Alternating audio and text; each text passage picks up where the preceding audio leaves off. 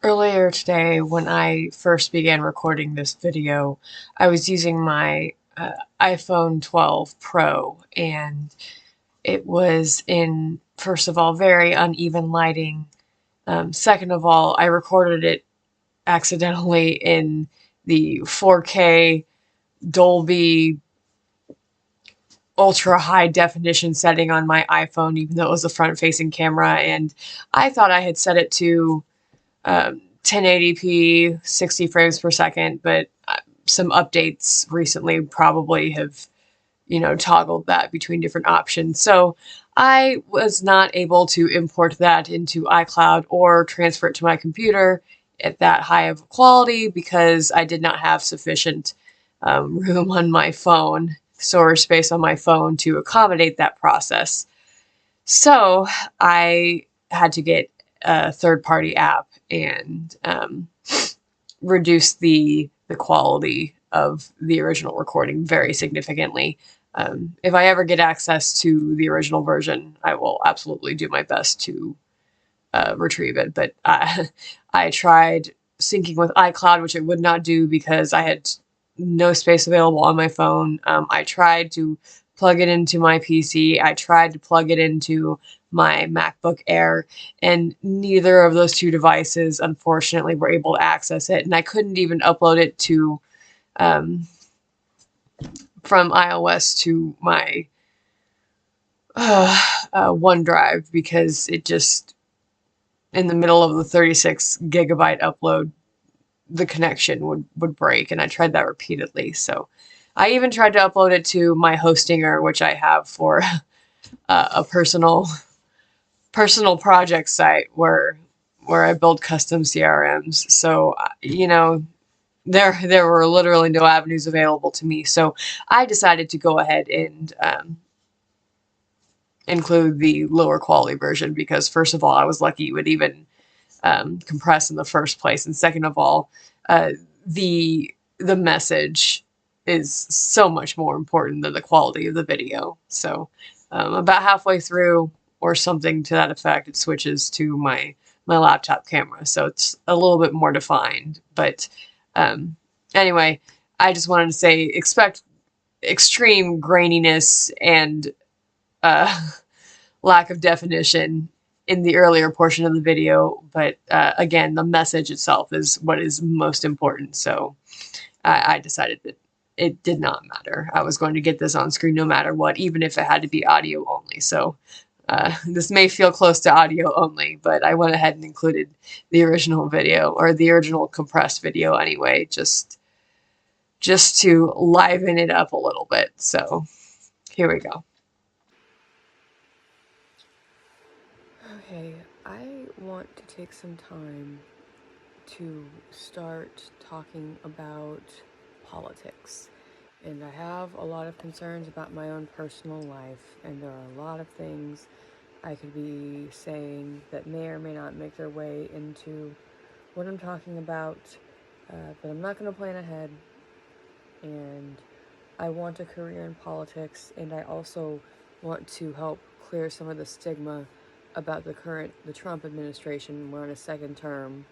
Today is the day after Valentine's Day 2026, so it's Sunday, February 15th, 2026. And um, so, first of all, I want to start with my political past. Not as in I was a politician, but as in my former political views.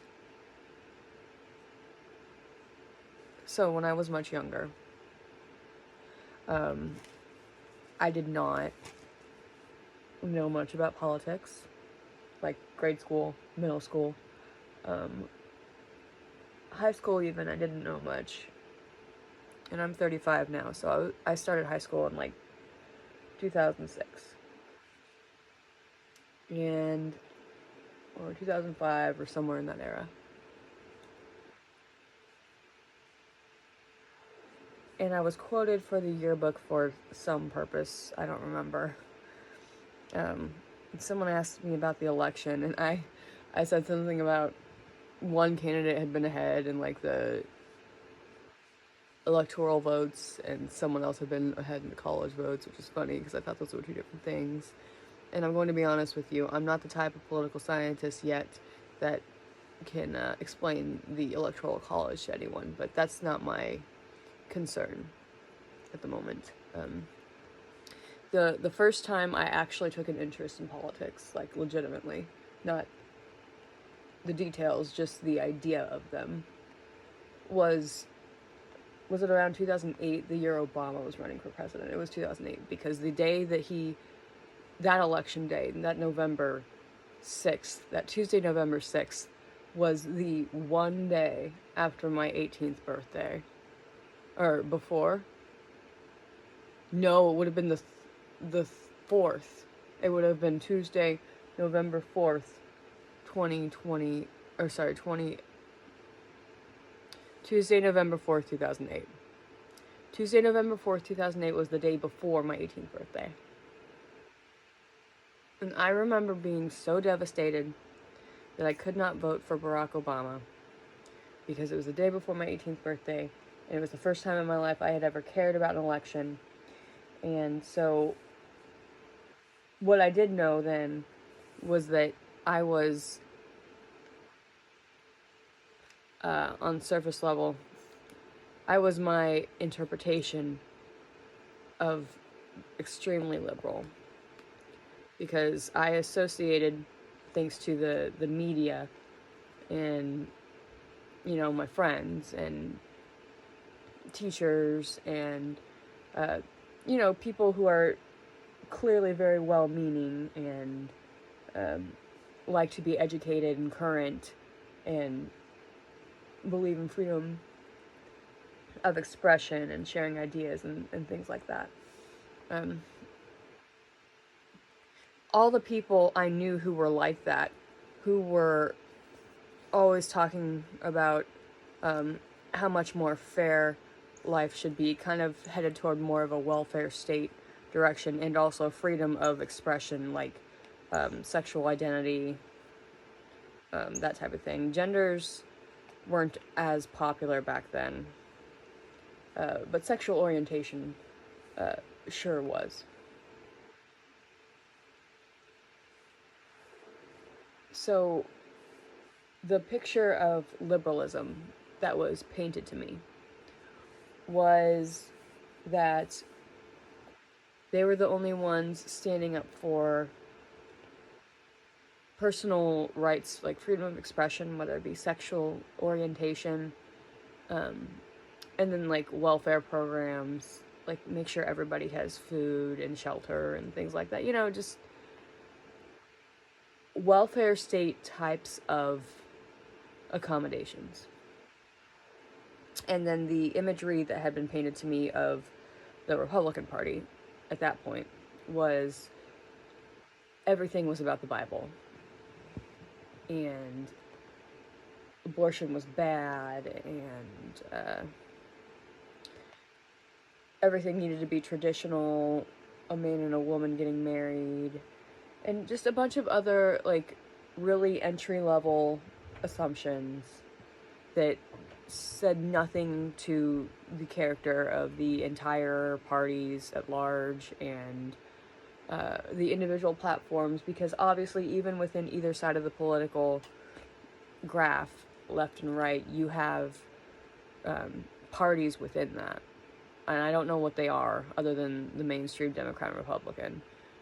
But there are many liberal and conservative parties that are left and right, and they, even amongst themselves, have different agendas. So I was very, very liberal, and was very scared of the idea that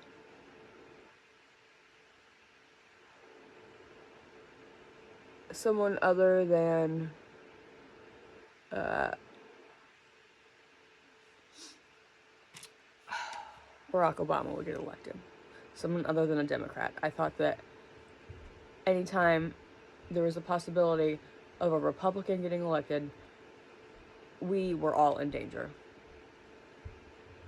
That was just the way I saw things. I dabbled in listening to some NPR. I was dating someone who I knew from high school. He was a really good friend. And we were together for like 10 years, essentially. 10 consecutive years, probably on and off for like 13 years. And we lived together for a significant portion of my life. And he consumed a ton of liberal media. Like we would religiously, for like, there was like a year or two where we religiously watched John Oliver and Samantha Bee. And he used to work for, or he interned, I guess, at the local KCUR branch of NPR. And he would read the news to me quite frequently. Like, he had RSS feeds on his Amazon tablet, and he would read headlines to me that essentially reinforced my viewpoints, right? Like, we were just kind of all things liberal. And I asked him once to describe his political perspectives, and he was like, socially I tend to lean liberal, and fiscally or financially I tend to lean conservative. And so another thing I used to think was, liberals say raise all the taxes so we can have the welfare state, and the welfare state is basically like the state pays for like healthcare, or the state pays for like unemployment, just other things like that. I don't know the specifics, but it's basically like the government universally funds these basic human rights for everybody, all the citizens. Anyway, so then I went through a phase in my life where around the time he and I were breaking up, and I was somewhere in the ballpark of like 29. And keep in mind, we'd been together since like a year after high school. So that's how long I lived with him.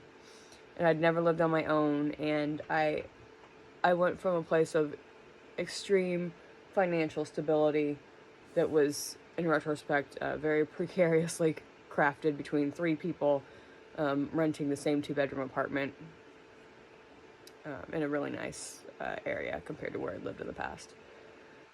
And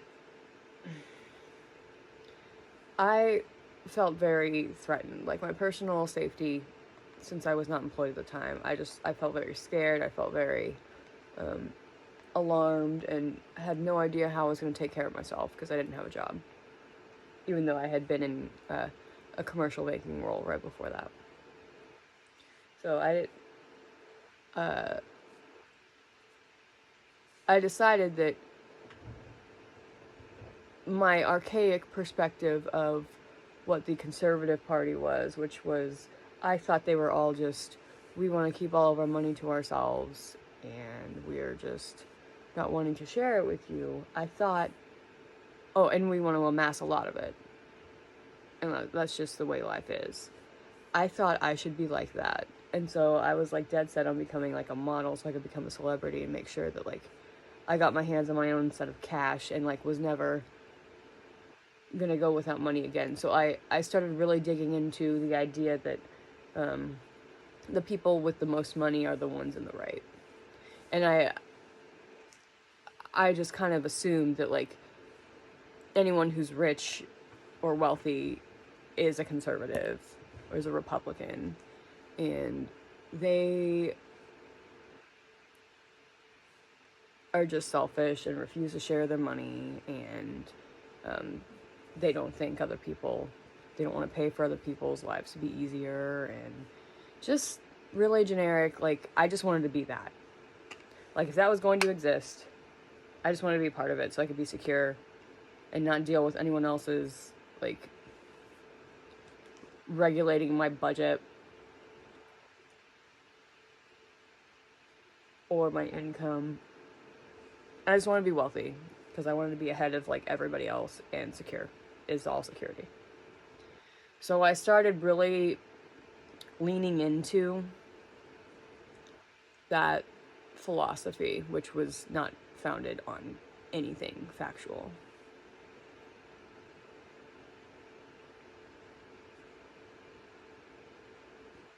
And I wanted to be wealthy.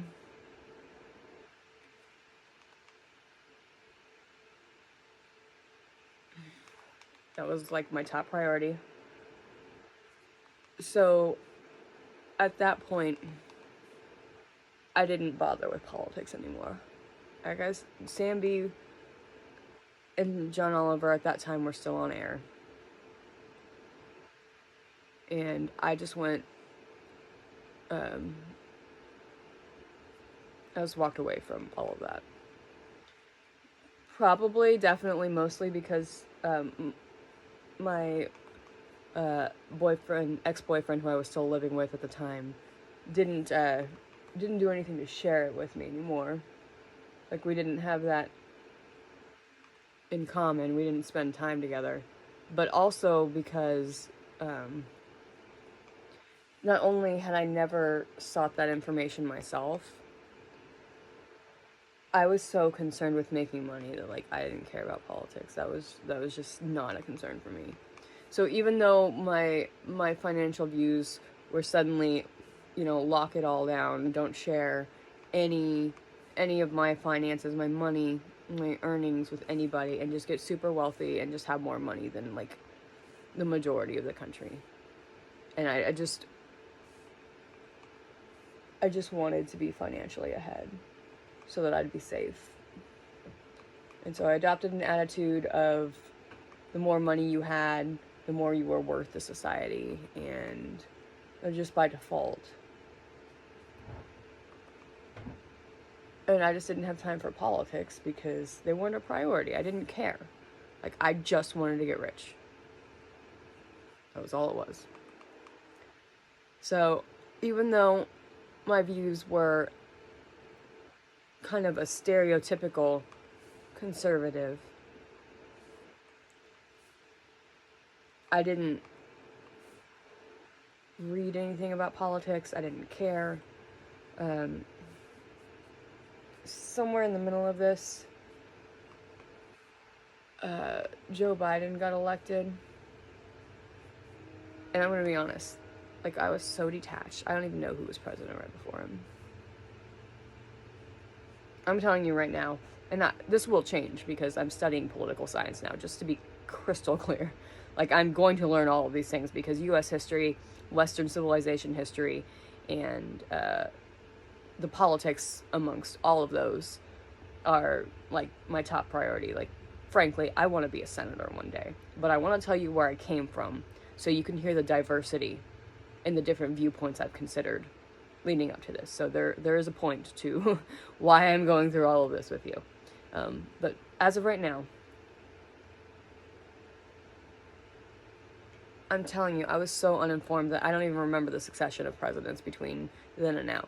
There's a possibility that after Obama, Trump got elected. There's a possibility. And then I think Biden, and then Trump again. I think that was the sequence. And the last time I was really passionate about anything was the 2016 election. And until last year, 2025, like the very end of it, like in November-ish. Or sometime in last year. Sometime last year was the first time I voted since 2016. And I was so disappointed when Hillary beat Bernie Sanders because I was still in my like liberal crusades, and Bernie Sanders was like the most liberal thing to ever happen to liberals. And to be clear, well, no, let me mention both of them. And then Hillary, I really got on board after I got past the initial, not shock, but I'm going to call it disappointment just because I was really emotionally invested for really uneducated reasons.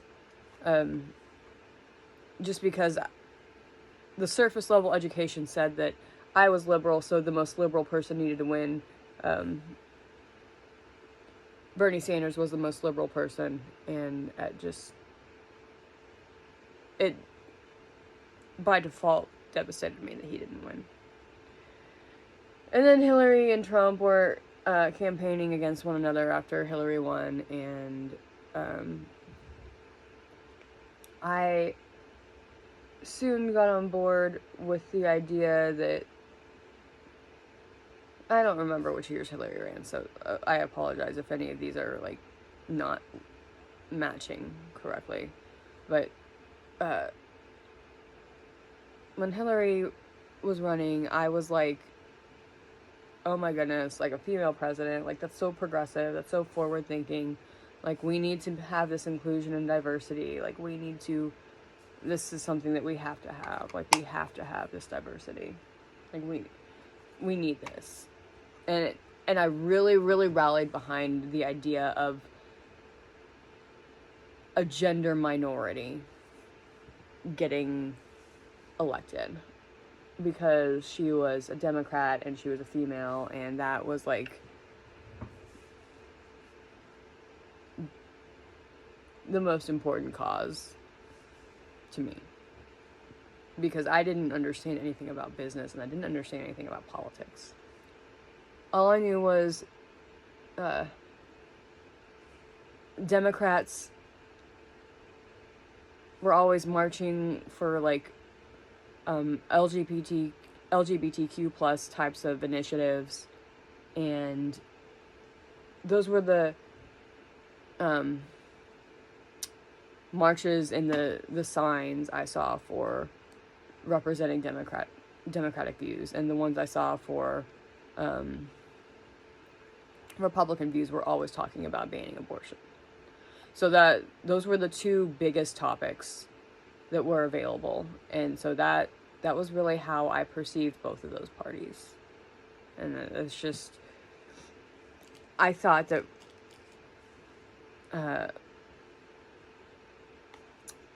liberals were progressive and conservatives were like really scary people who tried to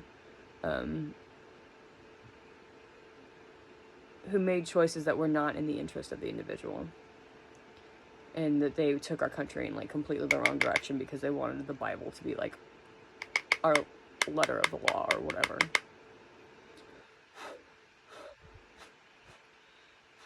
So Trump won, and being the uneducated citizen that I was, like at that point, I had seen people who supported Bernie Sanders on Facebook. This was the first time in my life when I had seen someone who was not a Republican kind of, how would you word this?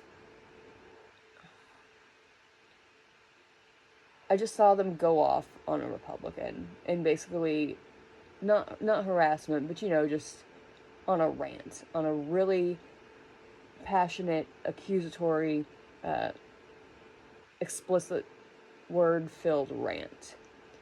And that was, in my mind, the kind of, I'm going to say this, and I want you to know that I don't agree with this now at all. This is just how I saw it then. That was the first time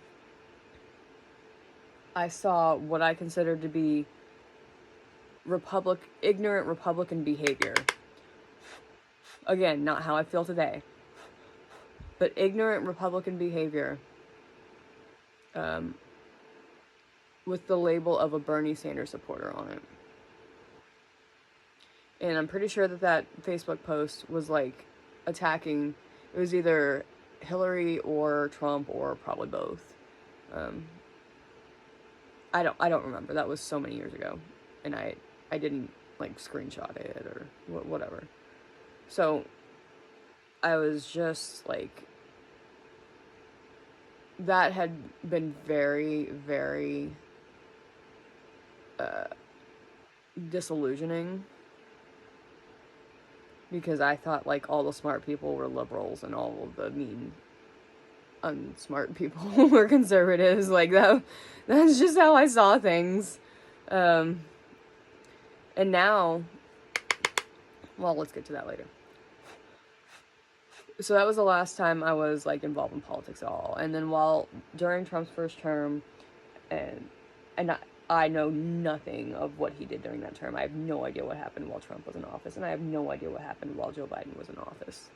Like, first term Trump and any part of Biden and Kamala, I knew nothing of that. And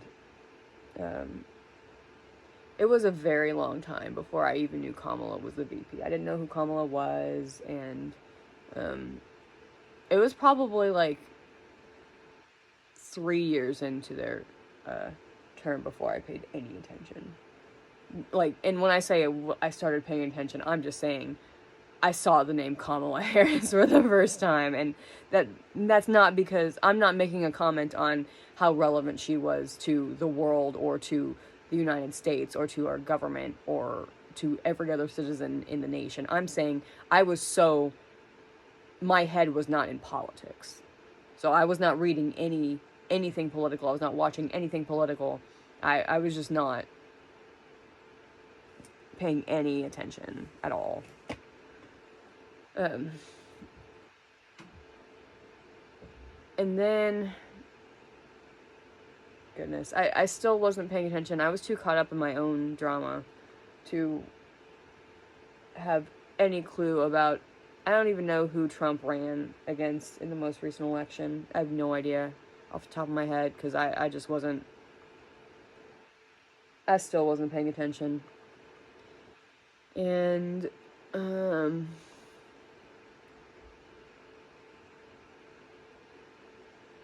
yeah, I just had not been involved in politics at all. I just completely stopped.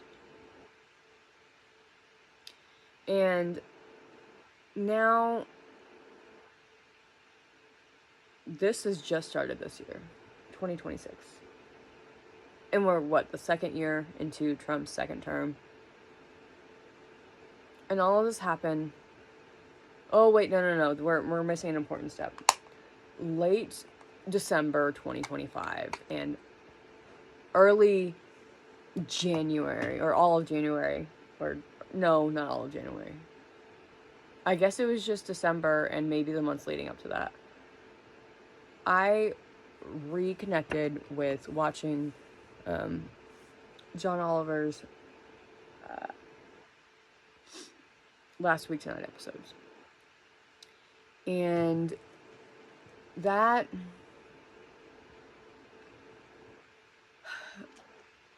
got me more interested again in being hyper liberal because I had gone through some enormous financial struggles. And I mean, I still am, but different story. I had gone through enormous emotional financial struggles, and I was just like, no, I need the government to be here for me. So I was still clinging to past ideas of what it was that defined the liberal and conservative viewpoints at large.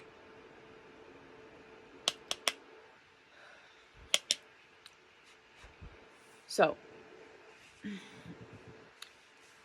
I was very much like, we need scientists and intellectuals in office, not just not conservatives. I was still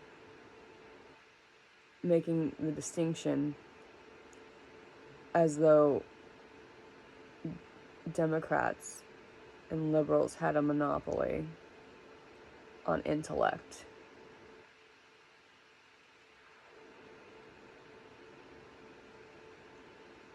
And providing a safe place for me to live as a citizen.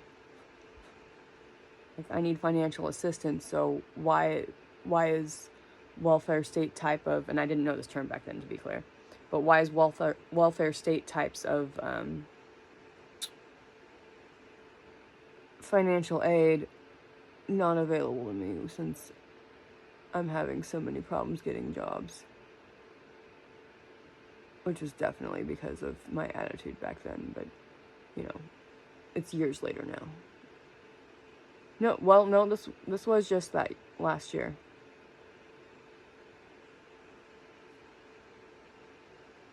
But both times that I had this issue, my attitude was not great. Anyway, but I became like super liberal, like way liberal for a very concise period of time. And I was like, I really wanted to meet John Oliver, and I really was like putting him on this pedestal because like he was so liberal and he's been so brilliant his entire career, and I really wanted this person to be like in my life. Like I wanted to be in those types of circles. Like that was really important to me because I thought that being liberal was like the most ethical possible thing a person could be. And on top of that, being someone who was preaching liberal rhetoric was like, I don't know, the most informed and ethical and reliable source of information in our nation, and also had all kinds of integrity. That was just how I saw it. But then I started looking at global politics just a little bit. I started paying a bit more attention to how we were interacting, not with Europe, but with Asia. And when I say interacting with Asia, I'm talking about Russia and Ukraine and China. And in North Korea. I was just like, okay, those are the most opposite to our, and I didn't know this terminology back then, our liberal constitutional democracies, or liberal democracy. They don't have democracies. They have whatever they have, and I'm not going to get into that. Partially because I'm not fully educated on it, and also because I don't want to give that any time. Not right now.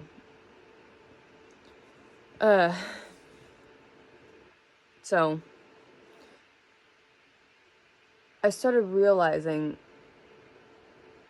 when I took a step back that Russia, although at first glance their version of a constitution almost sounds good on paper, they don't have legal THC, which is whatever. They don't support gay marriage. And I had been aware of this in like my periphery during my like hyper liberal commercial banking 2017 era, but like I didn't pay much attention to them. I was just like super scared of them. I didn't read about them. I didn't read about things that scared me. I just didn't touch it. But anyway,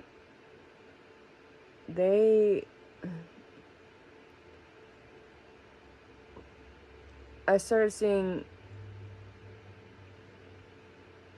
that they just bombed people when they didn't get their way. Like they just start killing. And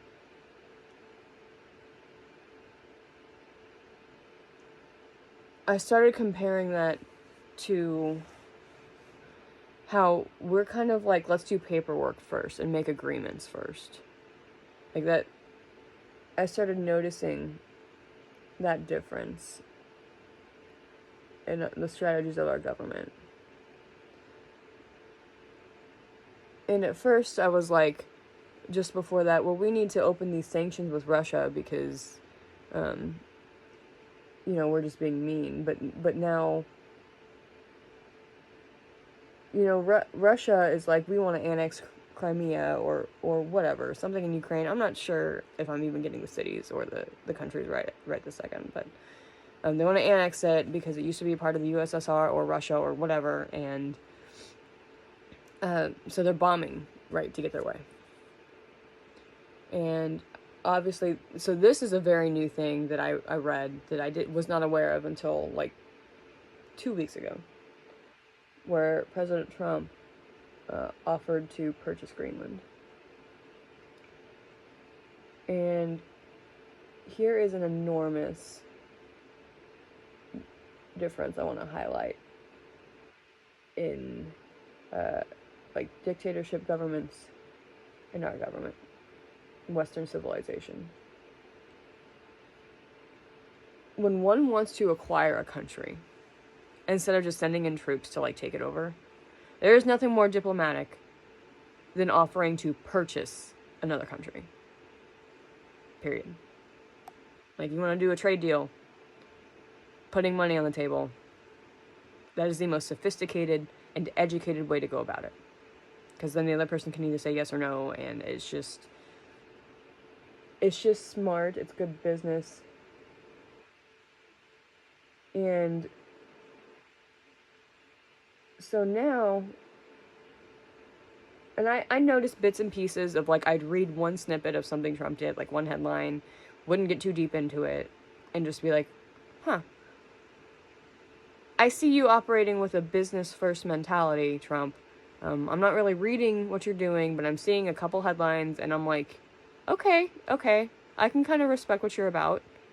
Like, it wasn't necessarily tied to, like, a liberal or conservative thing at all. It was just, huh, you know what, the decisions he makes and the things he does, he kind of sounds like a businessman. Like, he just sounded like business to me. He sounded like a CEO with the types of decisions he was making. So now that we're 2 years into his second term, I'm really starting to pay attention to politics. And I have been paying so much attention in the most recent, like, 2 or 3 weeks.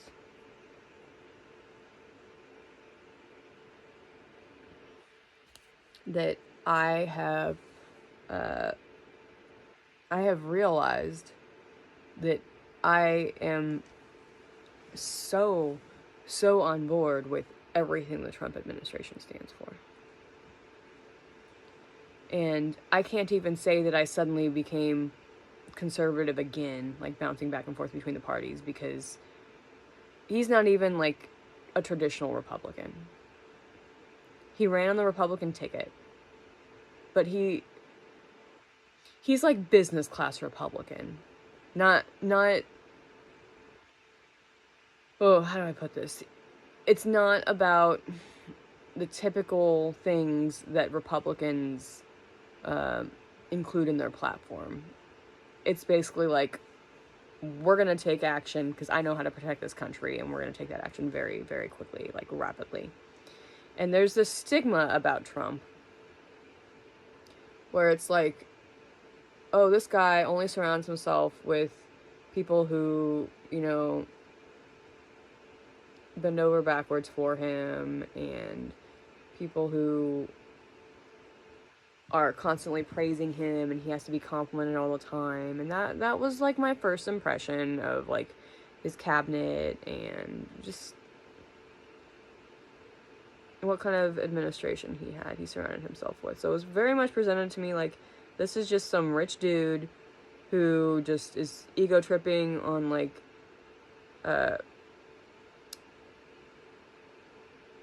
beginner fascism, and he just wants everything to be about himself. And that the things he does in the national interest are like the precise opposite of that. They are just the precise opposite, and the everyday citizen at large does not know that because they're too busy quarreling over things taken out of context that he does, or you know, all this no king stuff. They're focusing on the wrong data points. And the tricky thing about having someone like Trump in office is clearly one of the things he loves most about our nation is freedom of speech. Clearly. freedom of speech is like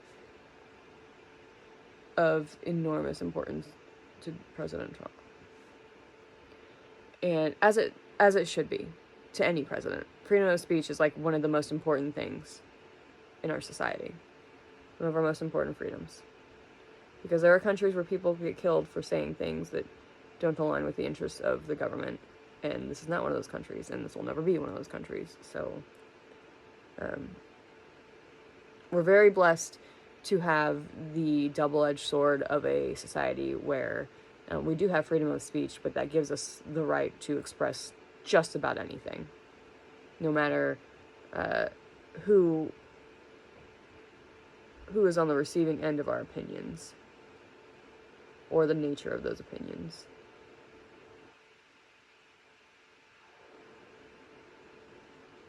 And so then, and I'm just gonna get right into this because, oh my goodness, this is so taken beyond context, and people are not in tune with the motives of the Trump administration in the way that I believe I am. And that is to say that every time I read about a decision Donald Trump makes, or has made in the recent past, I'm able to basically like empathize with it. Okay, I had to switch to my laptop camera because my iPhone overheated with an iPhone 12. So it's very emotional. Anyway, 12 Pro. Anyway, I these days am able to look at anything the Trump administration does, and I'm getting quicker and quicker at this, but basically like empathize with where Trump's mentality was when he made XYZ choice. And we're just gonna have to ignore the insane uneven lighting, sorry. But anyway, able to kind of reverse engineer, what their thinking process was. And so I want to address two things. I want to address, because these things to me are the same issue. They're the same exact issue because they are solving the same exact issue. And these two things, and this is what I want to explain to Americans. This is what Americans, I think, need a clearer picture of. Two issues: voting IDs at the polls, government-issued IDs, and increased ICE activity, presence, authority, etc.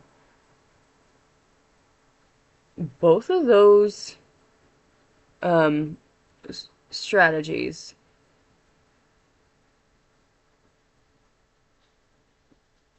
are exclusively, and I do mean exclusively, to secure our borders and to prevent terrorism. 100,000%. That is what those things are intended to do. Does the execution of those things need to be reformed? Absolutely. But that does not stop the necessity from needing to immediately secure our borders from such threats as Russia, China, and North Korea. Let me tell you something about Russia, China, and North Korea.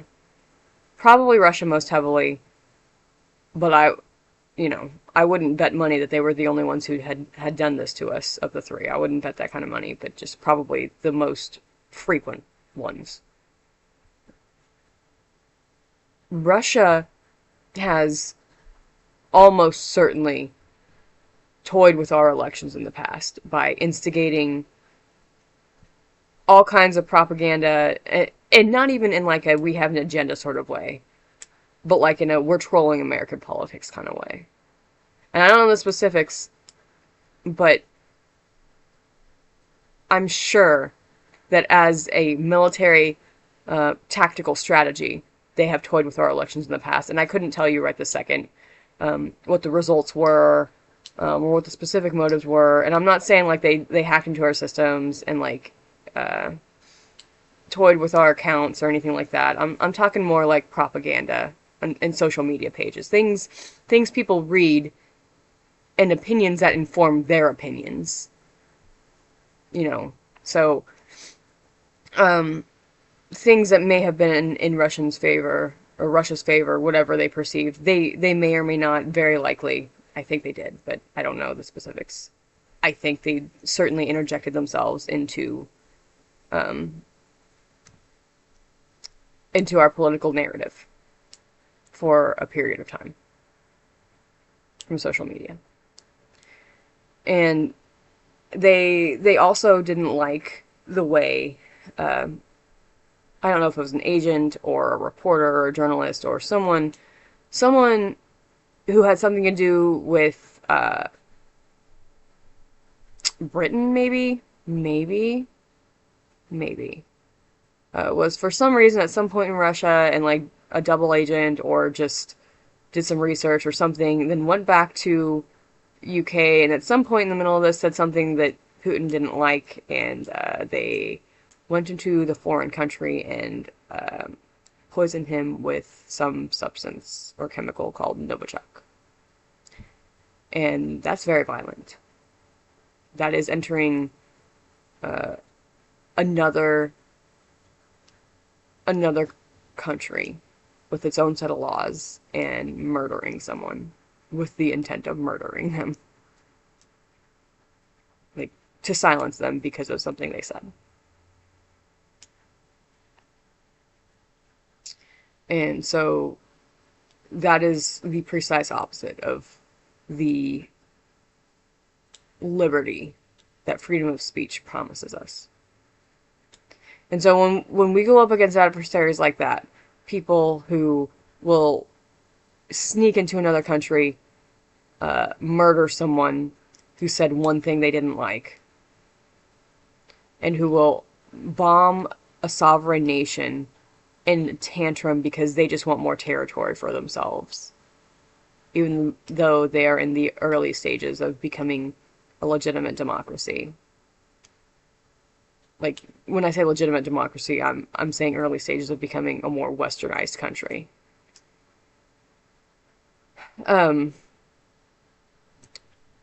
That's violent,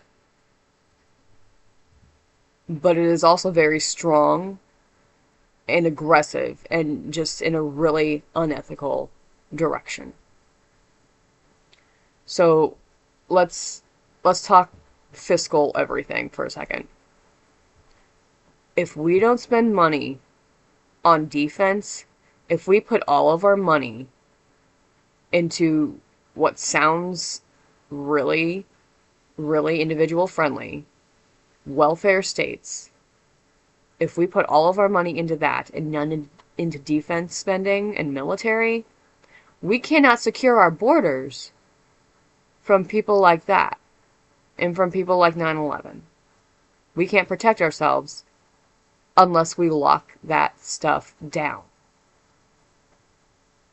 We can't protect our country at large unless we prevent all the avenues those types of people have from entering our country and disrupting our safety. Now, our internal safety is an entirely different story, but it has to be addressed only after the borders are secured. Borders have to be secured first. And voter fraud cannot be allowed. No tampering with our elections, because who gets elected to the United States of America is essentially determining who leads Western culture. Because we are the leaders of Western culture. The United States, we're the top. We are the most powerful nation in the world, with the most ethical, social, and political agendas. And whoever gets elected as our president has the power to lead the globe. So we've got to make sure that it is an organically decided United States citizen candidate who truly has Western culture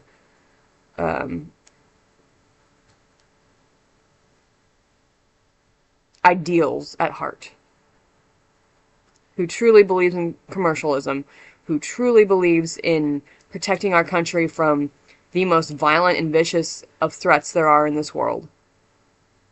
That's who needs to be in office. And so, locking down the borders, locking down the polls, prevents all avenues of foreign tampering that might sway votes in favor of weakening America either directly or indirectly.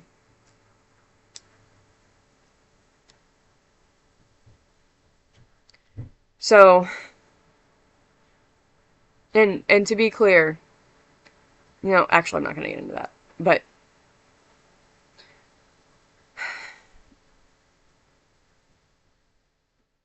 now I know people are looking at ICE and they're like, oh wow, we had,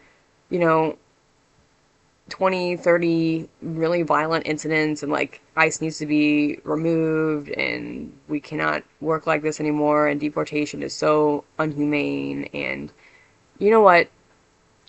For anyone who's ever been on a project team, like in a professional environment, whether it's like software development or software testing or any kind of implementation, agile, waterfall, whatever, you know that there is an end state. There's a current state and there's an end state. The current state is, how do things work today? How are things functioning today? What is the current process and procedure for XYZ program or topic or whatever. And then in the middle of that, to measure your progress, you have what is called milestones, or what are called milestones. And milestones are basically like, in order to ensure that we are making progress in a documented, formally accepted way. Like, how are we measuring progress? They say, well, we'll know we're making progress when we have achieved this task. This is one milestone. And once we've achieved this next task, this requirement, then that's the next milestone. And that's how we know that we are working toward our goal, because we are taking actions that we have pre-planned, and we know, because of that pre-planning phase, line up with the end state, or the goal, which may be a new piece of software, or a new process, or a new team, or anything.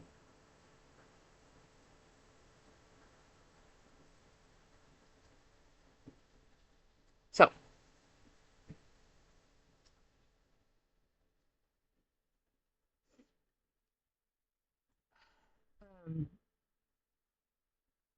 phase one, and it's divided into phases. A project is divided into phases, and phases have milestones within them. The phases are, what are the different interim states we expect to accomplish, and the milestones are more about the tasks that need to occur. So,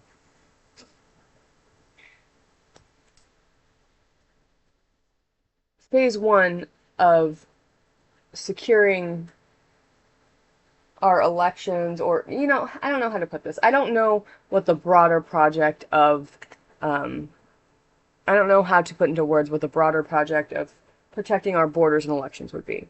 But we're basically trying to protect our country. This is defense. This is national defense. Trying to protect our country against foreigners.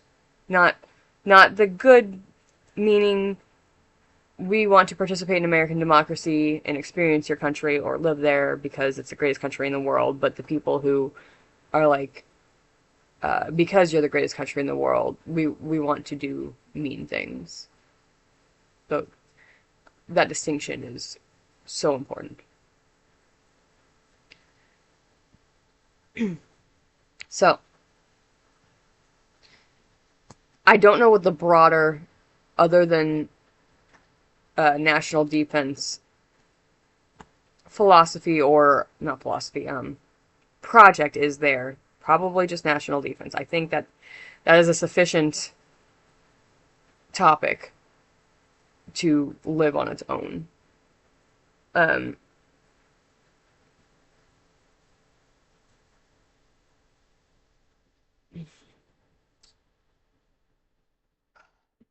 Securing the borders and securing the voting process is just phase one in national security.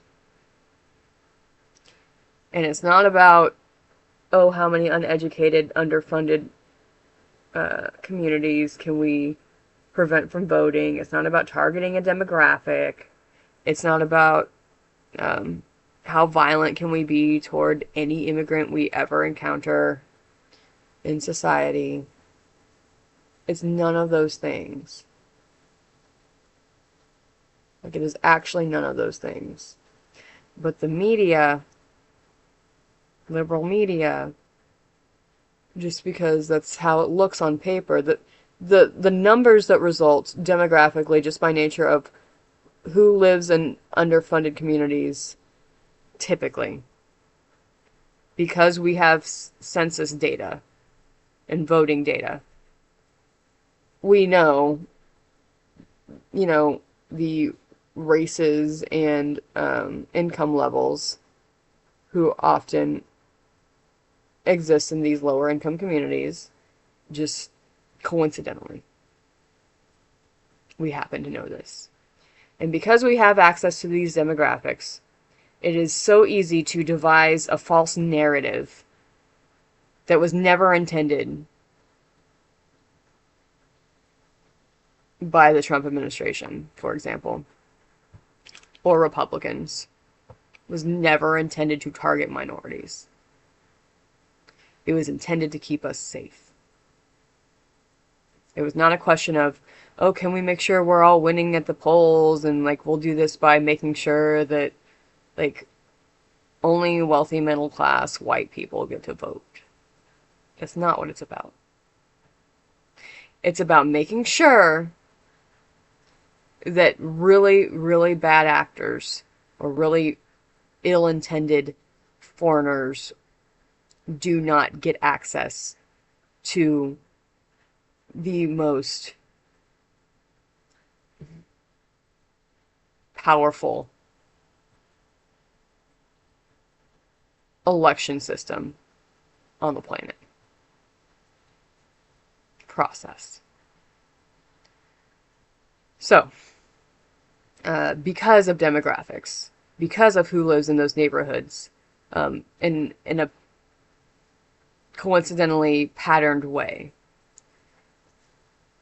a candidate who wants to make another party look bad can look at these numbers and devise a narrative and say, okay, well, we see patterns here in who doesn't have access to voting or personal identification, can't go to the polls because of lack of access, because they don't have the resources to secure the identification documentation they need to go to these polls for any reason. Finance, travel, anything.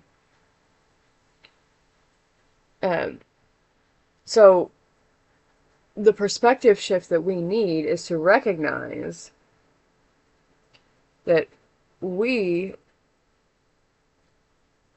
will not benefit. It will be harmful to our safety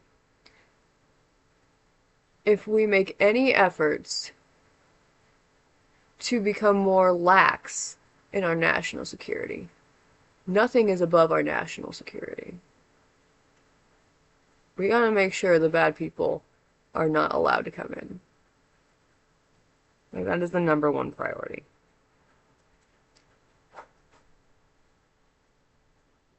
Nothing matters more than that. So, the thing is, that's not the full project accomplished. That's a milestone. So liberals might want to be like, well, you still got this demographic issue, and whether or not the demographics were the intention, they still can't vote. All right. So instead of saying we take away these programs entirely, how about these programs that are protecting our nation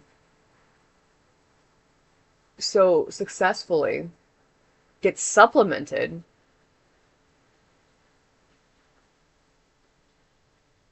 with programs and initiatives that make voting more inclusive? Now, how do we accomplish that? Well, we start opening more agencies that are placed in the inner city that simplify and streamline access to 4 types of documentation from scratch for someone who doesn't have these things: birth certificates, social security cards, real IDs, and passports. People who don't have money and don't have transportation need access to getting copies of these types of documentation. So we need to make those available. And these agencies need to work with people who don't have money, and they need to have supplementary funding available, like a process that these people apply for, and the need can be like an income-based scenario. And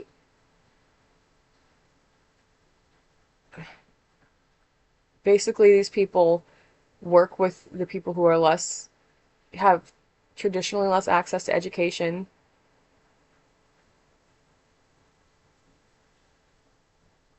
and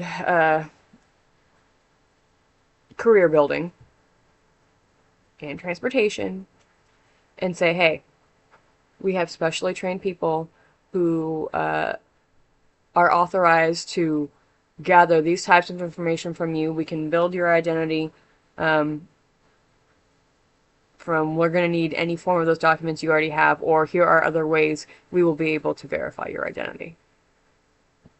And they're going to have methods at their disposal that make that possible.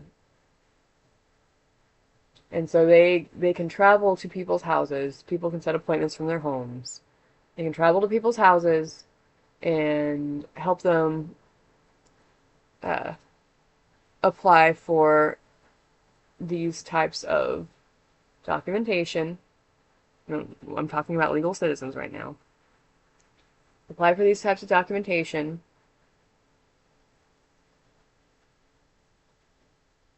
And depending on their level of income, maybe even fund it.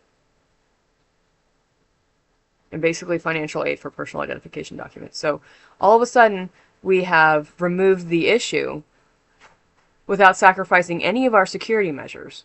All of a sudden, demographics are not an excuse, because we're bringing the ability to acquire and maintain federally issued identity documentation to the inner city residents, to that demographic of citizen.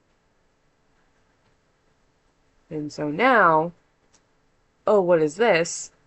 Both of these issues are getting addressed. They're solutions coexisting and complementary.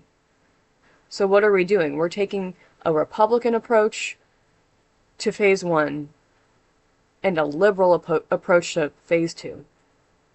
And we're saying, okay, now we've solved the what is typically the Republican priority of national domestic security. Now, how do we address the liberal complaints that result from those policies? And this is how. This is how we include the demographics. We bring the identification kiosks to their neighborhoods and to their doorsteps. That's modern, that's innovative, that's progressive. And so is border security.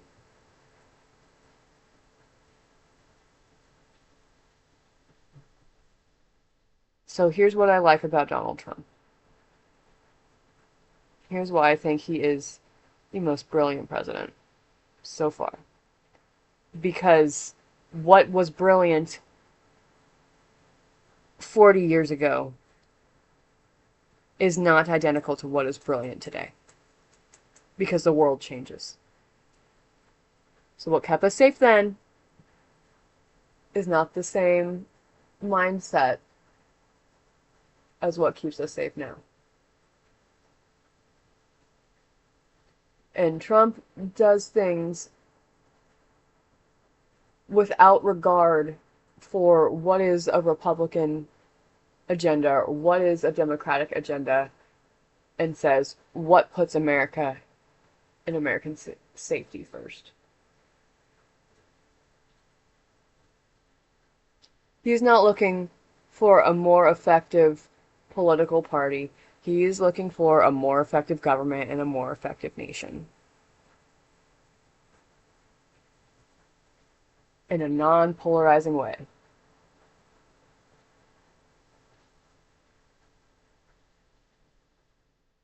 So, we need to not be looking at ICE and voter identity protection as end results, but just as milestones in the much larger project of American national security. Now, we've addressed what can be accomplished in regards to issuing federal IDs to open polls more toward demographic participation, or I guess participation across all demographics, like inner city families. And now let's talk about ICE. I don't have an enormous amount of education about ICE's function, but my first surface level interpretation of them is that they are essentially, and I hope this doesn't offend anybody, this is just, just assumption. They are essentially more or less something between like a military and a police force that can arrest and detain non-citizens. That's so far, my interpretation of them. I don't know the specifics, I don't know the process and procedure, but it seems very, very obvious to me that the next step, and I do believe that they need to continue having authority or being involved, they need to persist. ICE is an enormously important piece of the domestic security puzzle. They need to persist. We need them. There's no question about that. We just need to change how they operate. So what needs to happen is they need processes, procedures, and databases that function exactly the same way police officers research people when they pull us over. Before deciding whether they're going to ticket us, they need to check if we have any warrants or what our criminal history is, stuff like that. They have immediate access to that information and then can make the decision of whether they need to take any action or they can just let us go.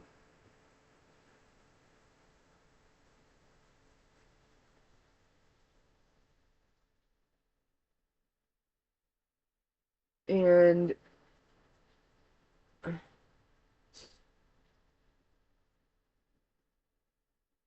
all it's going to take is a database, updated processes and procedures,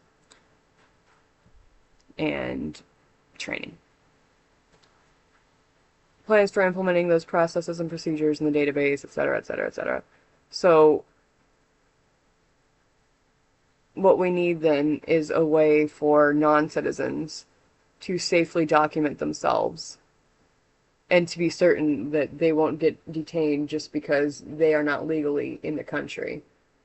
And instead of looking at their residential status, we need to look at their criminal history. That's what we're looking for. We're looking for criminals. We're not looking for whether or not someone has passed their citizenship test on paper. We're looking for, are you a productive member of society? Are you a safe member of society? Are you on track to becoming a citizen, or what is your motive for being in our country, basically? It's an investigative process.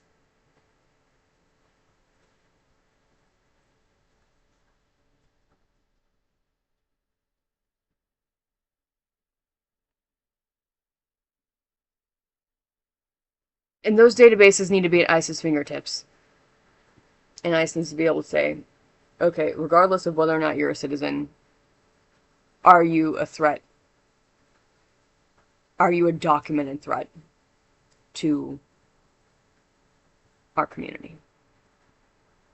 And if the answer is no, not at all, and they were doing nothing wrong, then their immigration status doesn't need to be a reason to detain them. Period.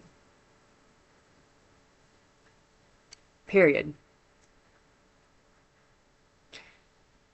But they need access to that database, and they need processes and procedures drafted, and then they need to be trained on following those processes and procedures. And if the right people are in the room at the table coming up with those things, that won't take long. Drafting those.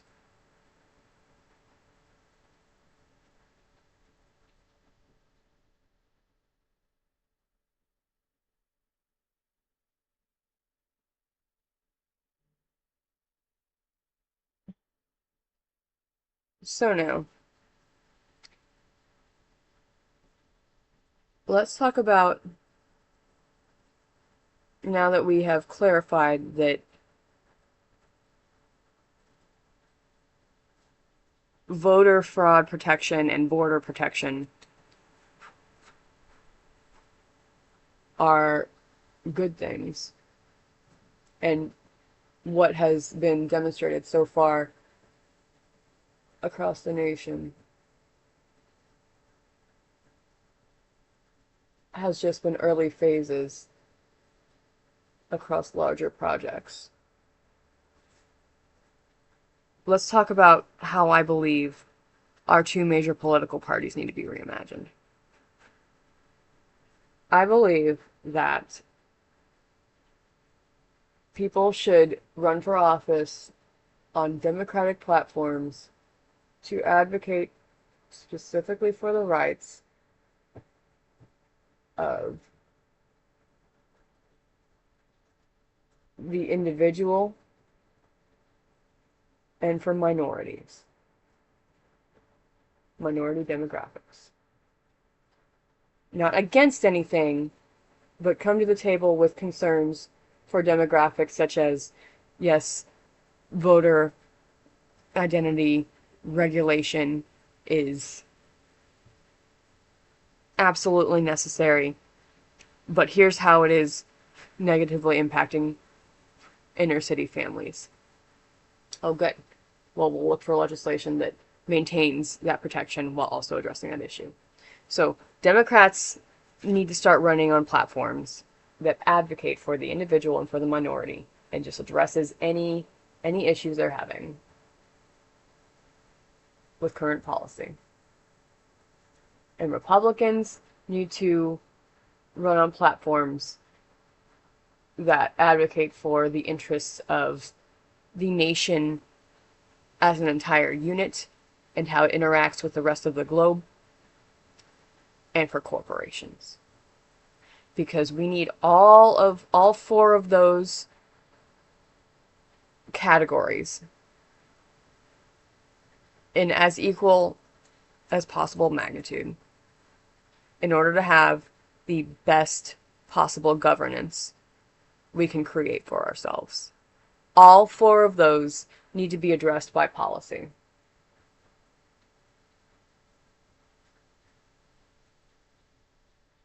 All four of them.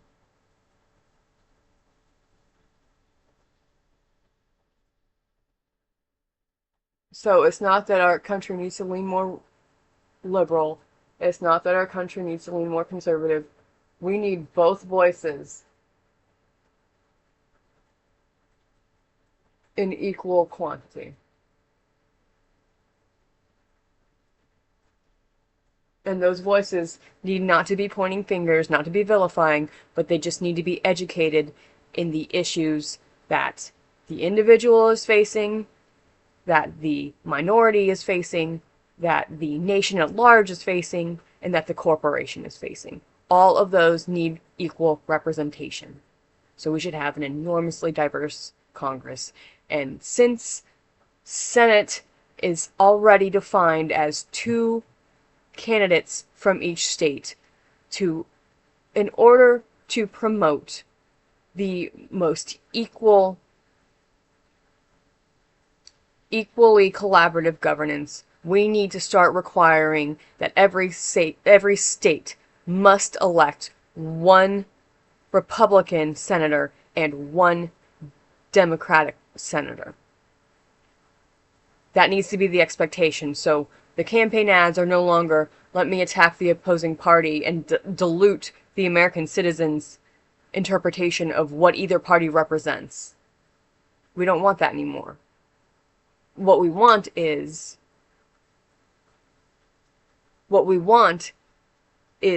to say, hey, may the citizens' choice of Republican come represent their party from the state, and may the citizens' choice of Democrat come represent their party from the state. That's what we need. That's what it needs to be. That way, campaign ads are specifically about how I will advocate for you in the Senate, rather than, well, this is what the other party is doing with scare tactics. Here's how I will represent you in a Senate seat if you elect me.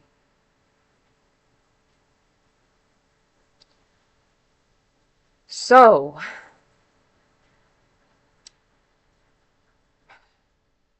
now that we've addressed that, I want to talk to you about the current cabinet. Because while all of these ideas are obviously very important to me,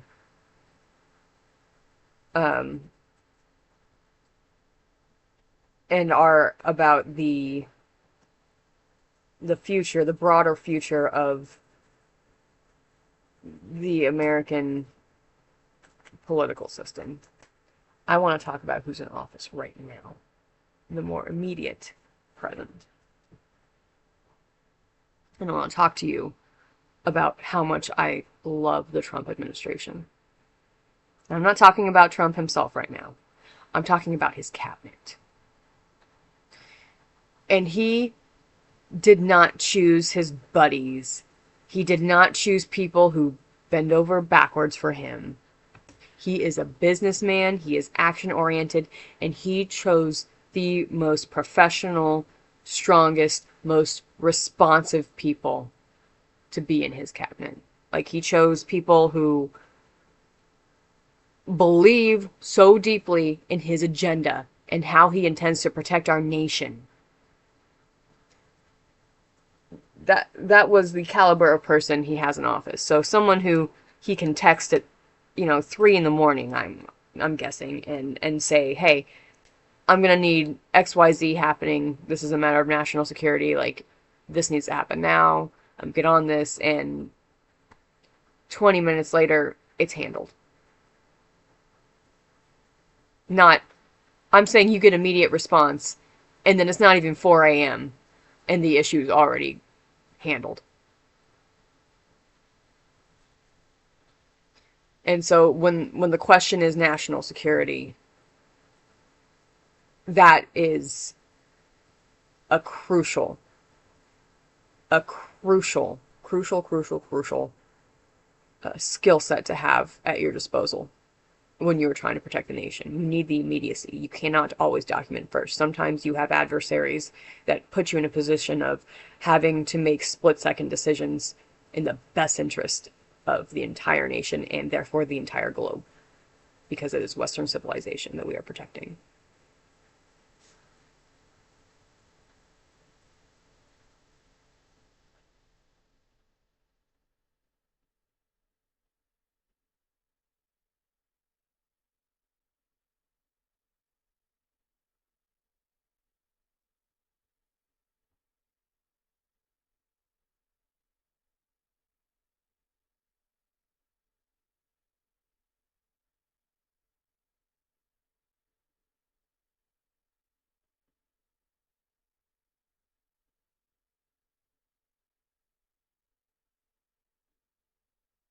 And Marco Rubio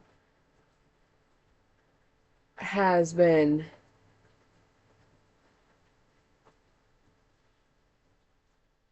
a huge catalyst. I watched his um, Senate hearing regarding Maduro's, uh, I'm going to call it the acquisition of Maduro.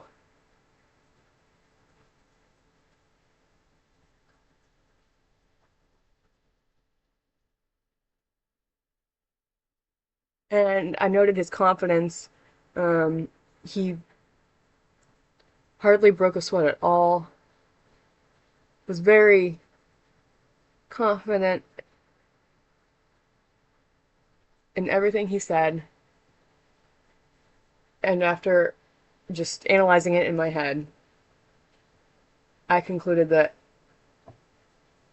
it's because he truly believes in what Trump is doing and in his role in that. He truly believes in Trump's agenda and his approach to protecting our his approach to protecting our nation.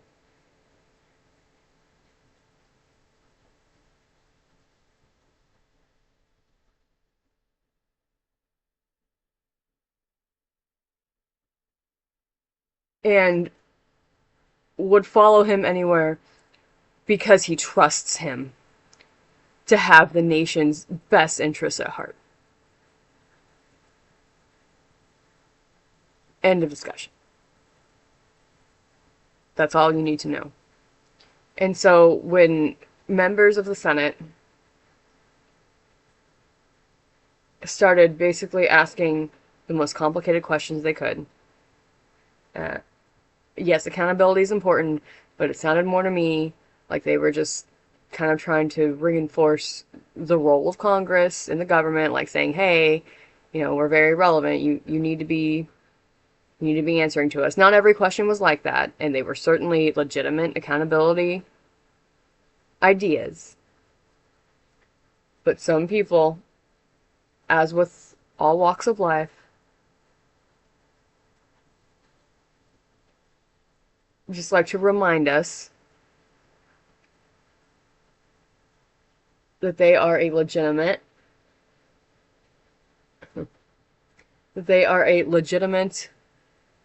point of authority in our government.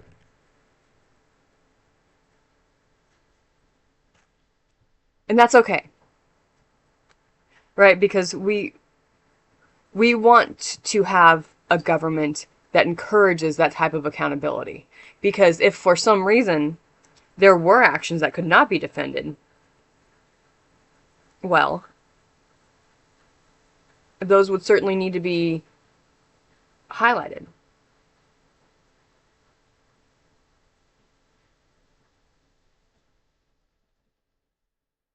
But Marco Rubio has been the catalyst to my paying attention to other hearings, and I think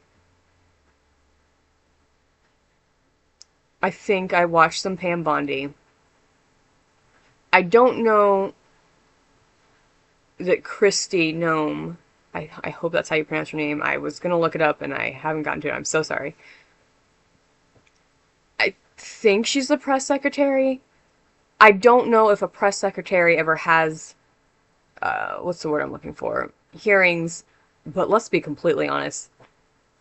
A press conference isn't that different. It's not that different. It's the same mechanics.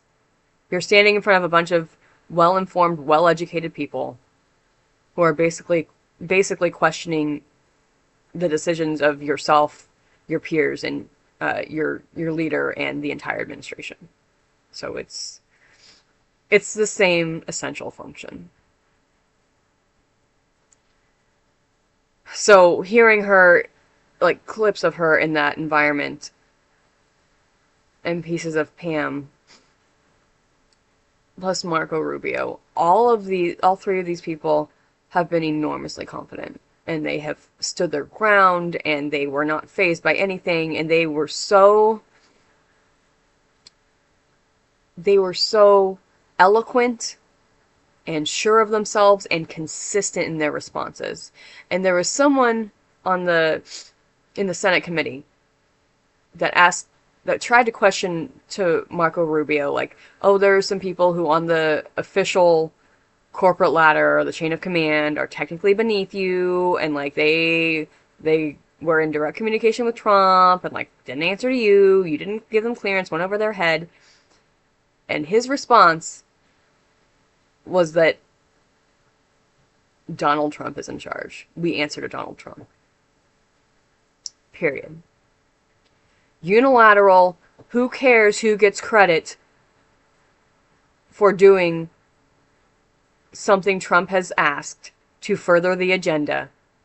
Such a shared sense of purpose that it does not matter whose name is on the task or the accomplishment or the gold star. It is just such a shared motive, such a shared agenda, and such a shared vision for the future and security of our country and for the entirety of Western civilization. That they don't break a sweat when they're on the stand, because they truly, genuinely believe in the integrity of the version of America that they are working to achieve.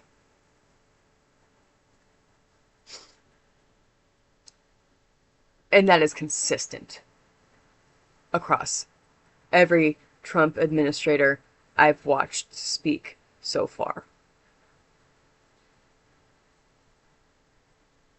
Their professionalism, their subject matter expertise is consistently phenomenal. And they carry themselves with so much confidence, class, and dignity, and so much patience that I hope more and more on a daily basis I am able to emulate myself in my own customer service roles and how I integrate into society. And it's just beautiful what they do. So I really want to emphasize that while administration still has 3 more years in office, because I want to take full advantage of how rapidly they accomplish things and get as many really, really amazing,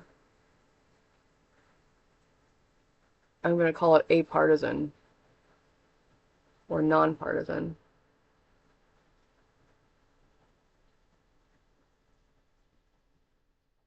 policies and procedures on their desks as possible because they are so massively effective. And if our visions align, which they almost always do, I expect them to be so interested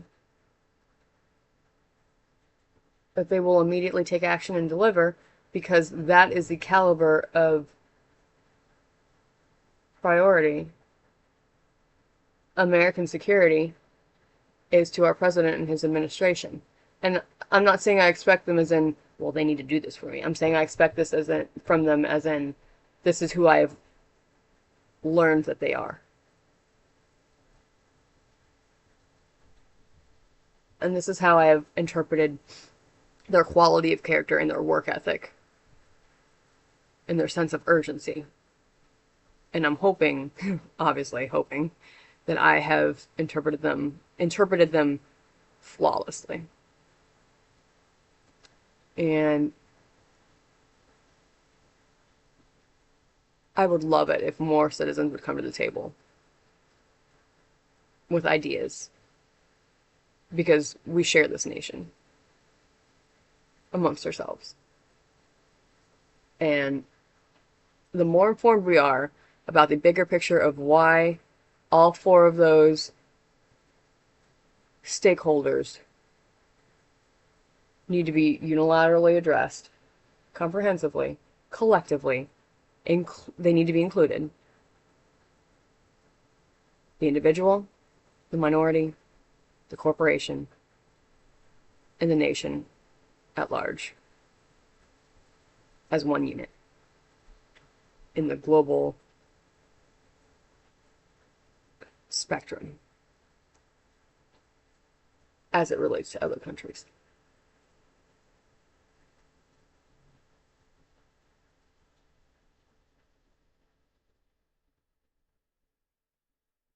And Trump's administration is already accomplishing many, many things on that a-party agenda, a-partisan agenda. They're not catering to Republicans. They're not catering to Democrats. They are catering to national security. And they're doing it in such a unified, whatever he asks, we're going to do because we 1,000,000,000% believe in his approach, in his agenda, in his vision for our country.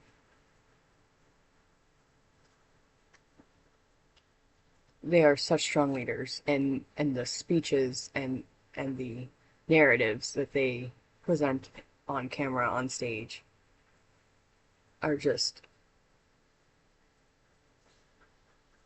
are incredible. And that includes Trump himself. You know, I watched him talk about how he addressed the miners.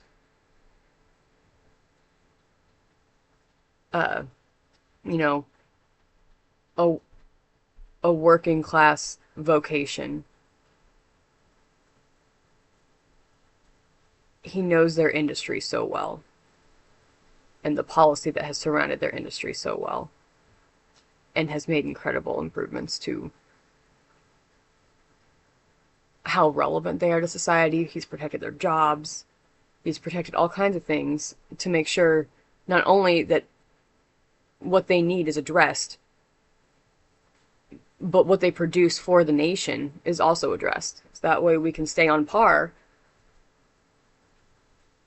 with our global adversaries. You know, if our adversaries are ahead in, and I'm not saying they are, but if our adversaries are ahead in coal, oil, and rare earth minerals, which are used in all forms of advanced technology, from military to cell phones to laptops, anything. Military and computers.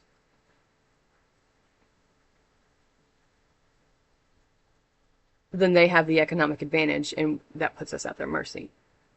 But if we also forge ahead in those same sectors,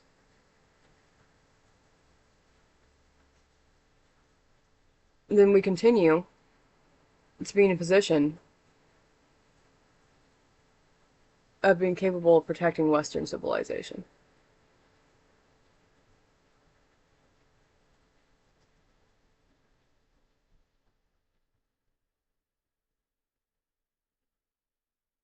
So, when it comes to the style of collaboration that needs to start occurring in Congress, I don't want to hear from a liberal Democrat what a conservative Republican is doing wrong.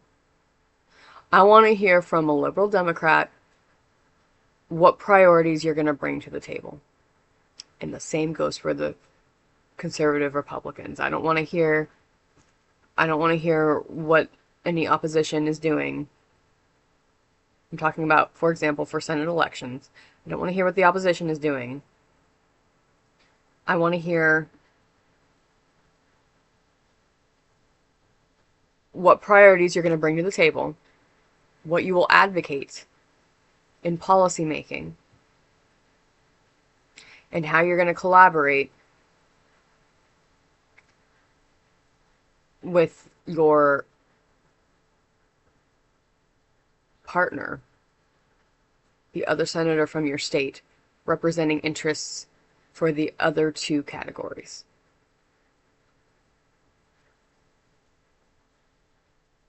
Because we need to switch how we see our political system from wealth and Bible versus food stamps and gay marriage to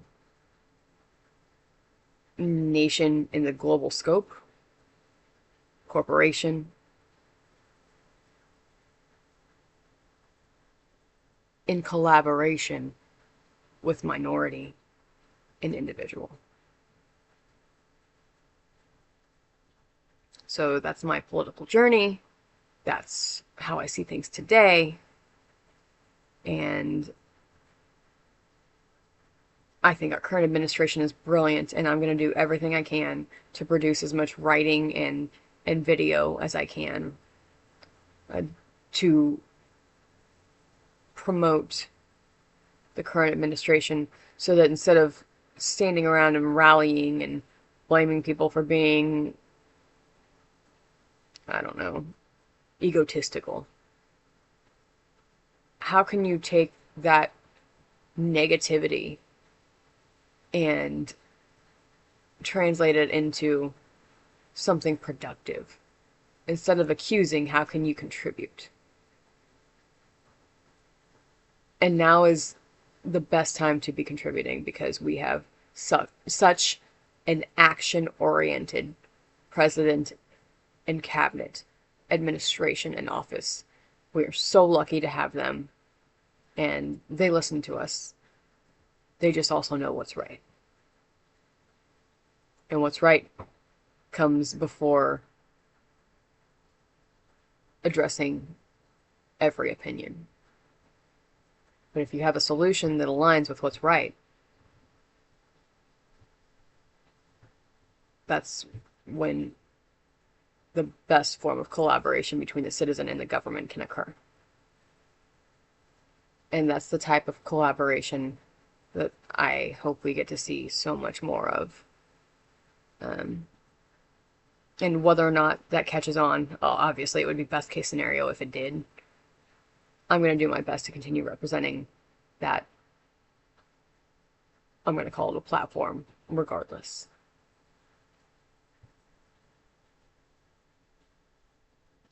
And for anyone who wants to hear the spirit of what I'm saying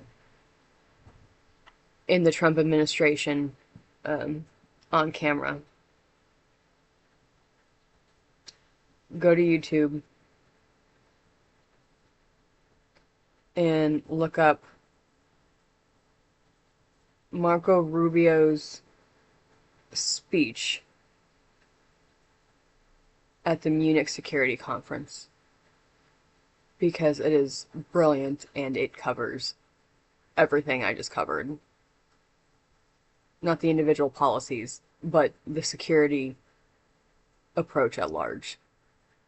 And it shows you just how unified, how truly unified all of the Trump administration is. And I wrote this in my journal.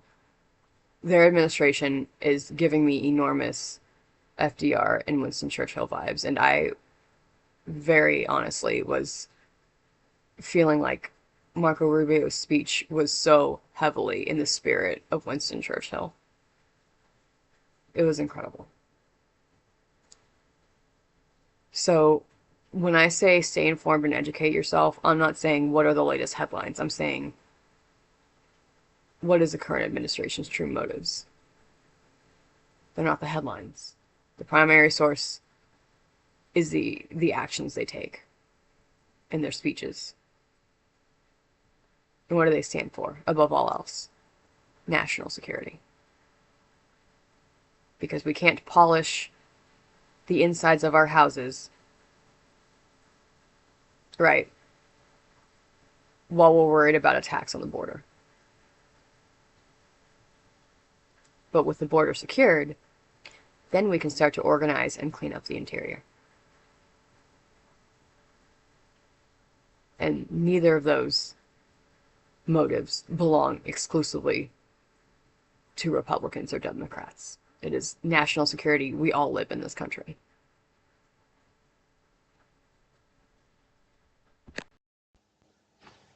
Okay, really quick addendum. I, in the earlier part of this video, mentioned that I was really, really enjoying watching Pam Bondi and Kristi Noem. And I was referring to White House Press Secretary Caroline Leavitt as Kristi Noem. But Kristi Noem is not blonde, she's brunette, and she is the Secretary of Homeland Security.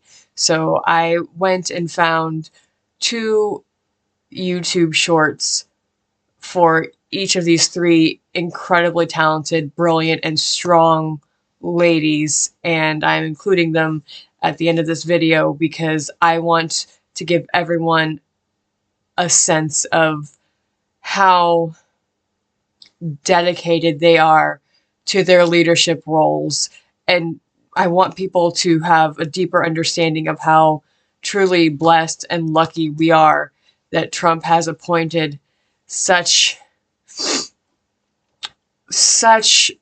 brilliant leaders to his cabinet, because they're not just going to bat for Trump. They're going to bat for us, no matter how difficult the population at large is making it for them. They're going to bat for us. They're all so eloquent in front of a camera. They're so poised. They are so professional. They demand so much respect. They know exactly what they're talking about. They do their homework before they get in front of their questioners. And they just are always entirely synchronized with the same dedication to national security, regardless of their roles. They are so clearly aiming for the exact same protection of our nation. They all feel so similar, and they are so clearly individually talented, and they have such diverse backgrounds, and they have so many talents that they all bring to the same administration, but they are so united in their passion for what they are doing for our country that you can feel all 3 of them speaking no matter which one you're watching on screen.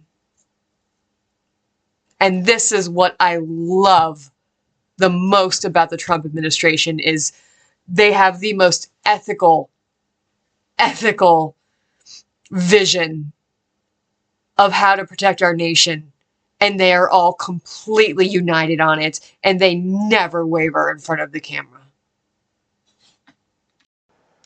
This is Caroline Levitt, White House press secretary. He campaigned on no taxes on tips, no taxes on overtime, no taxes on Social Security benefits. He is committed to all three of those things, and he expects Congress to pass them later this year. I'm sorry, have you ever paid a tariff? Because I have. They don't get charged on foreign companies, they get charged on the importers. And ultimately, when we have fair and balanced trade, which the American people have not seen in decades, as I said at the beginning, revenues will stay here, wages will go up, and our country will be made wealthy again. And I think it's insulting that you are trying to test my knowledge of economics and the decisions that this president has made. I'm now regret giving a question to the Associated Press. President Trump is absolutely right, and he returns to Washington today after a historic NATO summit where he has gotten our NATO allies to finally pay their fair share thanks to his strong leadership on the world stage. And I'd like to take a step back and just acknowledge the history that has been made in the course of the last week thanks to President Trump's strength. 5 days ago, the rogue Iranian regime possessed the capability to create a nuclear weapon that threatened the United States, the state of Israel, and the entire world. And presidents for decades have said, dating back to Bill Clinton, that Iran cannot possess a nuclear weapon.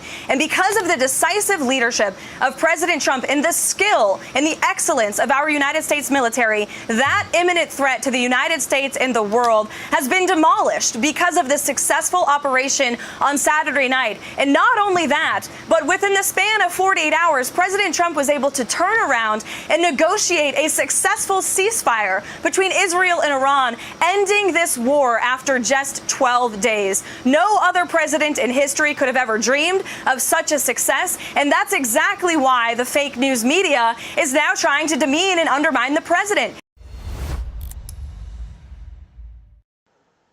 This is Pam Bondi, United States Attorney General. And none of them asked Merrick Garland over the last 4 years one word about Jeffrey Epstein. How ironic is that? You know why? Because Donald Trump, the Dow right now is over $50,000. I don't know why you're laughing. You're a great stock trader, as I hear, Raskin. The Dow is over 50,000 right now. The S&P at almost 7,000. And the NASDAQ smashing records. Americans' 401ks and retirement savings are booming. That's what we should be talking about. We should be talking about making Americans safe. We should be talking about, what does a Dow have to do with anything? That's what they just asked. Are you kidding? Mr. Jordan, Mr. Jordan. Committee will be. Was the president aware of Secretary Lutnick's ties to Epstein when he chose him to lead the Department of Commerce?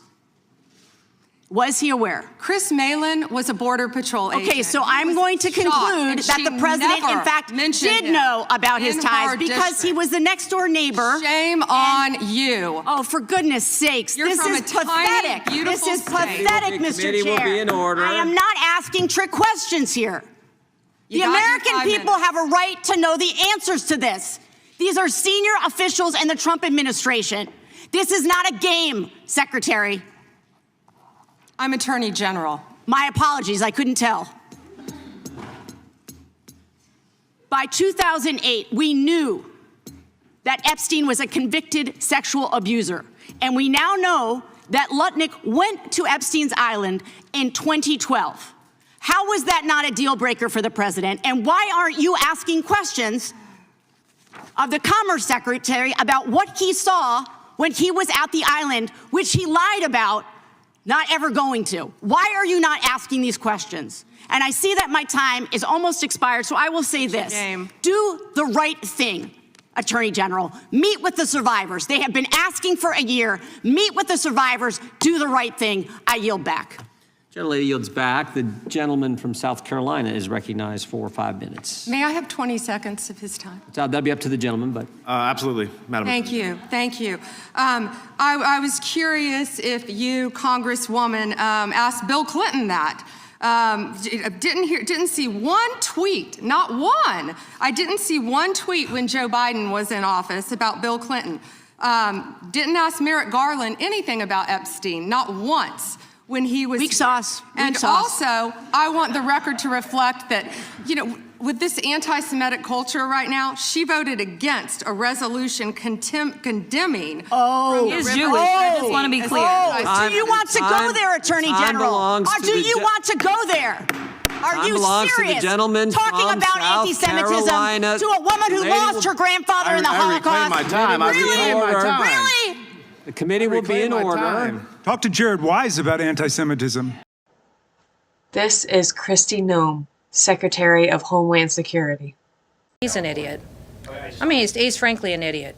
We have all the right in the world to go out on the streets and to uphold the law and to do what we're going to do. So none of our operations are going to change.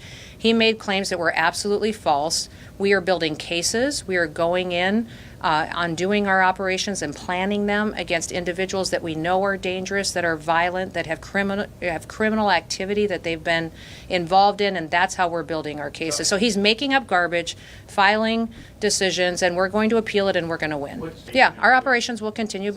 We will be in compliance with all federal judges' orders, but what he said that we couldn't do is go out and target people based on other qualifications that he made up.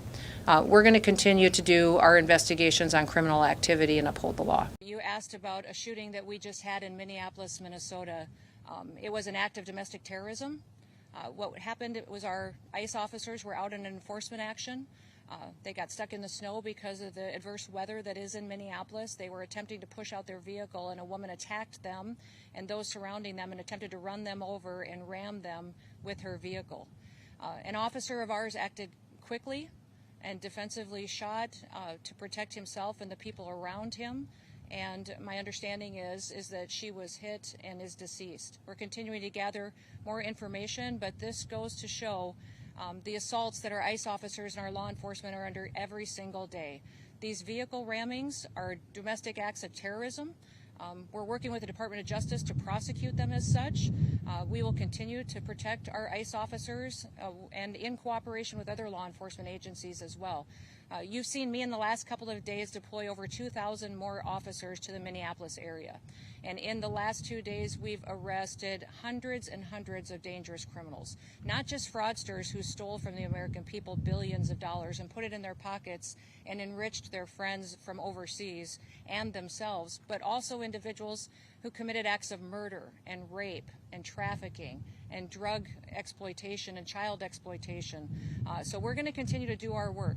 And I want to remind everybody that the act like we saw today of using a vehicle to try to kill an officer and his colleagues and the other people around him is something that every politician, every elected official, everyone in this country should be able to rally around and say that it is wrong. And that sanctuary cities and sanctuary states that protect individuals who do that should no longer be allowed.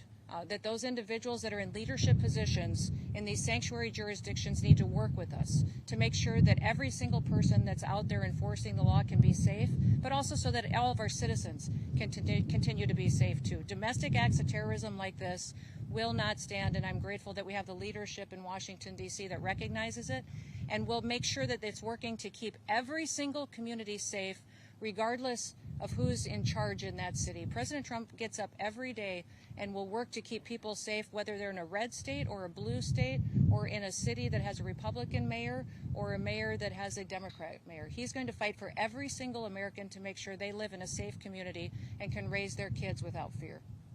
Yes.